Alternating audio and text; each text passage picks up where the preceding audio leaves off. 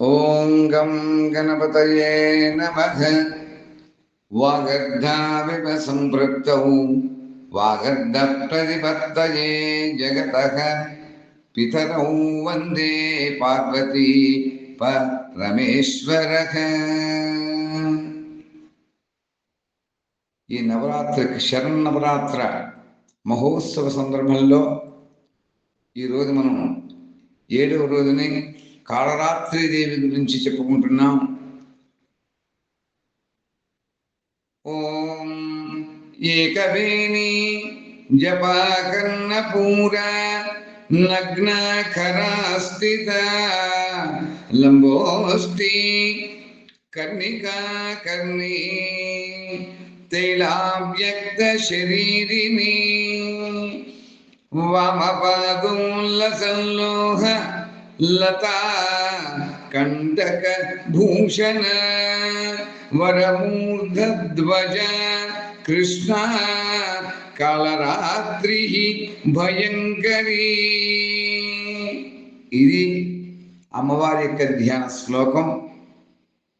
దుర్గామాత యొక్క 7వ శక్తి పేరు కాళరాత్రి అనేటువంటి నామంతో పిలుస్తారు. ఈమె యొక్క శరీర వర్ణం గాఢాంధకారంలాగా నల్లగా ఉంటుంది. తలపై కేశాలన్నీ కూడా అంటే జుట్టంతా కూడా చెల్లాచెదురుగా ఉంటుంది. ఈ అమ్మవారి యొక్క మెడలో హారం విద్యుత్ కాంతులను విరాజిల్లుతూ ఉంటుంది. ఈవిడ త్రినేత్ర, బ్రహ్మాండంలో వలె గుండ్రంగా ఉంటాయి. వాటి నుండి విద్యుత్ కాంతులు ప్రసరిస్తూ ఉంటాయి. ఈమె యొక్క నాసికా శ్వాస ప్రశ్వాసలు భయంకరం. అంటే ఈ ముక్కులో వచ్చేటువంటి గాలులన్నీ కూడా భయంకరమైనటువంటి అగ్ని జ్వాలల వెడలకక్కుతూ ఉంటుంది. ఈమె గార్ధవ వాహని, అంటే గాడిద మీద కూర్చుంటుంది, గాడిదని వాహనంగా చేసుకుంటుంది. ఒక కుడి చేతితోటి వరముద్ర ద్వారా అందరినీ కూడా వరాలను ప్రసాదిస్తూ ఉంటుంది. కుడి చేతిని అభయముద్రను కలిగి ఉంటుంది. ఒక ఎడమ చేతిలోనేమో ఇనుపుతో ఉండేటువంటి ముళ్ళు ఆయుధంగా ఉంటుంది, పట్టుకొని ఉంటుంది. మరి అలాగే ఎడమ చేతి యొక్క చేతిలో ఇంకొక ఎడమ చేతిలో ఖడ్గాన్ని ధరించి ఉంటుంది. కాళరాత్రి యొక్క స్వరూపం చూడ్డానికి మిక్కిలి భయంకరంగా ఉంటుంది. కానీ ఎల్లప్పుడూ కూడా ఈ అమ్మవారు శుభమైనటువంటి ఫలితాన్ని ప్రసాదిస్తూ ఉంటారు. అందువల్ల కాళరాత్రి దేవుని శుభంకరి అని కూడా వ్యవహరిస్తూ ఉంటారు. కాబట్టి భక్తులందరూ కూడా ఈ అమ్మవారిని చూసి ఏమాత్రం కూడా భయాన్ని కానీ ఆందోళనలు కానీ పొందవలసినటువంటి అవసరమే లేదు. ఈ దుర్గా నవరాత్రుల యందు 7వ రోజున కాళరాత్రి మాత్రమే తప్పకుండా ఉపాసించాలి. ఈ రోజున సాధకుడి యొక్క మనస్సు సహస్రార చక్రంలో స్థిరమవుతుంది. సహస్రారాంబుజారూఢా సుధాసారాభివర్షిణి అని ఒక నామం లలితా సహస్రనామంలో ఉన్నది. ఈ బ్రహ్మాండంలో ఉండేటువంటి సమస్త సిద్ధులు కూడా ఈ ఉపాసన చేసేటువంటి వారికి కరతలామలకం అవుతుంది.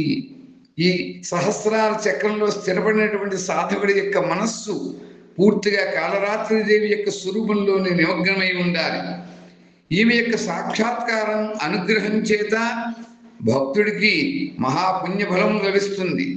అతని యొక్క సమస్తమైనటువంటి పాపాలు సాధకుడు కలిగేటువంటి నిత్య జీవితంలో కావచ్చు, ఆధ్యాత్మిక జీవితంలో కావచ్చు, అవి ఏమైనా కూడా, ఎటువంటి విఘ్నములైనా కూడా అవన్నీ కూడా పటాపంచం చేస్తుంది ఈ అమ్మవారు. ఈ సాధన చేసేటువంటి వారికి అక్షయ పుణ్యలోక ఫలాప్రాప్తి కలుగుతుంది. ఈ కాళరాత్రి మాత దుష్టులను ప్రత్యేకంగా అంతమొందిస్తుంది. ఈమెను స్మరించినటువంటి మాత్రం చేత దానవులు, దైత్యులు, రాక్షసులు, భూత ప్రేత పిశాచాలు భయంతో అక్కడ ఉండడం కుదరదు, పారిపోవడం తథ్యం. ఈ దేవి యొక్క అనుగ్రహం చేత గ్రహబాధలు తొలగిపోతాయి. నవగ్రహాలలో శనీశ్వరమైనటువంటి గ్రహాన్ని ఈ అమ్మవారుకి కలిపి మనం పారాయణం చేసుకున్నట్లయితే దానికి ఒక విశేషమైనటువంటి శ్లోకం ఉన్నది. అది అనుభవంలో ఉపాసకులు చేసుకోవాలి, అది తెలుసుకోవాలి ఆ ప్రక్రియ విధానాలు. అందుకే చెప్తున్నాం, నవదుర్గ విధానం, నవగ్రహ శాంతి, ఆనంద సిద్ధి అని మరొకసారిగా. మన నిత్య జీవితంలో ఉండేటువంటి నవగ్రహ శాంతులు కూడా జరుగుతూ ఉంటాయి, ఆనంద సిద్ధి కలుగుతుంది. 2 మార్గాలు ఉన్నాయి దీంట్లో. అంచేత ప్రత్యేకంగా పిప్పలాదులు అనేటువంటి దేవతలు శనీశ్వరుడు దోషం కోసం ఒక శ్లోకాన్ని చెప్పారు మనకి. కోనస్థ పింగళం బభ్రు కృష్ణో రౌద్రాంతకం యవః సౌరి శనేశ్వరో మందః అశ్వద్ధ పిప్పలాదేవ సంస్తుతః.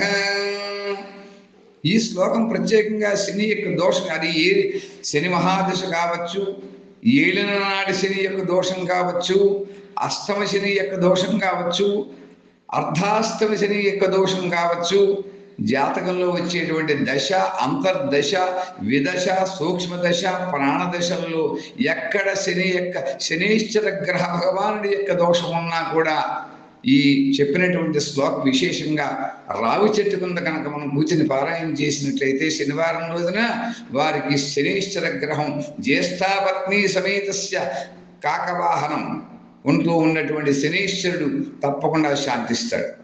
విశేషతంగా మనం ఈ కాళరాత్రి దేవి యొక్క ఈ ధ్యాన మంత్ర శ్లోకాన్ని, అలాగే ఇప్పుడు నేను పైన ఉటంకించినటువంటి విశేష శనీశ్వర ప్రార్థనని సంపుటీకృతం చేసుకుంటూ కనుక మనం చేసుకున్నట్లయితే నేను ఇందాక చెప్పినట్లుగా శని యొక్క దోషం తప్పకుండా తగ్గుతుంది, వారికి అంతా కూడా మంచి జరుగుతుంది. ఇంకా విశేషమైనటువంటి ఎవరికైనా ఉత్సాహం కలిగినట్లయితే లక్ష్మీ నరసింహస్వామి వారి యొక్క సహస్రనామంలో ఒక శ్లోకం ఉన్నది, అది కూడా అన్వయించుకుని మనం సంపుటీకరణ చేసుకుని చెప్పుకోవచ్చు. అది ఏంటంటే, నమస్తే బ్రహ్మ శిరసే తదా స్వశిరసే నమః అధర్మ శిరసే నిజమశని ప్రమితాయ చ అని ఒక శ్లోకం ఉండేది లక్ష్మీనరసింహస్వామి వారి యొక్క శ్లోకంలో 72 శ్లోకం 77 శ్లోకం ఎక్కడ ఉంది.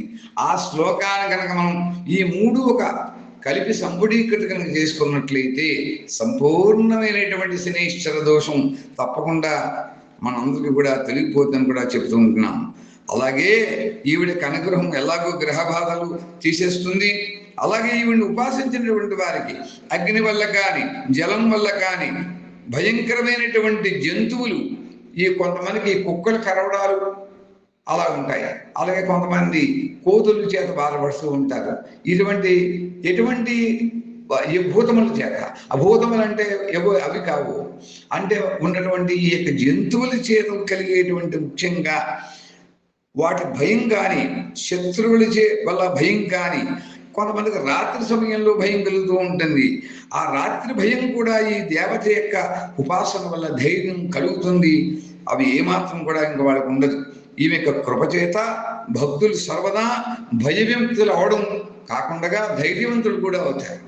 అందుచేత కాళరాత్రి మాత యొక్క విగ్రహాన్ని హృదయంలో నిలుపుకొని మనుషులందరం కూడా నిష్ఠతో ఉపాసన చేయాలి. వీడిని అంచేత యమ నియమ సంయమాన్ని పూర్తిగా పాటించాలి.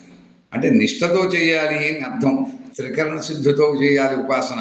ఈ దేవి సర్వశుభంకరి కనుక ఈమె ఉపాసించేటువంటి వారు కలిగేటువంటి శుభాలు అనంతాలు. అవి మాటలతో చెప్పలేనటువంటి అనుభవంతో వారు మాత్రమే గ్రహించుకోవాలి. మనం నిరంతరం కూడా ఈమె యొక్క స్మరణ ధ్యానములను పూజలను చేసుకుంటూ ఇహపర సుఖాలని ఫలసాధకాలని కూడా ఇహంలో పరంలో కూడా ఫలసాధకాలు పొందవచ్చు. ఇంకా విశేషంగా చెప్పాలంటే ఈ ఉపాసన చేసినట్లయితే పితృదేవతా శాంతి కూడా అవుతుంది. అది చేసినటువంటి వారికి మాత్రమే అనుభవంలో తెలుస్తుందని చెప్పుకుంటున్నాం. స్వస్తి ప్రదాబ్జ పరిపాలయంతాం న్యాయేన భాగ్యేన మహిం మహీషః గోబ్రాహ్మణేభ్యః శుభమస్తు నిత్యం లోకాః సమస్తాః సుఖినో భవంతు. సర్వరోగ ప్రశమని సర్వోపద్రవనాశిని సర్వకామ ప్రదే దుర్గే కాళరాత్రి దుర్గే నమస్తస్యై నమస్తస్యై నమస్తస్యై నమో నమః. ఓం శాంతి శాంతి శాంతి. హరి ఓం తత్సత్.